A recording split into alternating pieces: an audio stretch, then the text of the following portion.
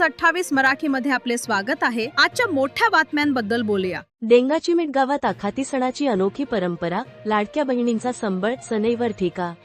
डेंगाचीमेट तालुका जव्हार येथे आखाती सण मोठ्या उत्साहात आणि पारंपरिक पद्धतीने साजरा करण्यात आला। आदिवासी संस्कृतीचे जतन करणारा हा सण दरवर्षी अक्षय तृतीया, आखाती निमित्त साजरा केला जातो। यंदाही गावात भक्तिमय व आनंदी वातावरणात हा सोहळा पार पडला। या सणाचे वैशिष्ट्य म्हणजे गावातील लाडक्या बहिणींचा संबळ आणि सनईच्या सुरांवर धरलेला ठेका। पारंपरिक वेशभूषेत महिलांनी सादर केलेल्या नृत्याने संपूर्ण परिसर दुमदुमून गेला। गावकऱ्यांनी एकत्र येत आनंदाने सण साजरा केला।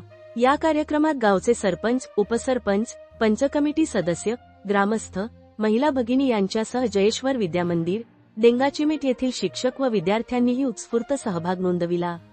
लहानांपासून मोठ्यांपर्यंत सर्वांनी पारंपरिक संस्कृतीचा वारसा जपण्याचा संकल्प व्यक्त केला।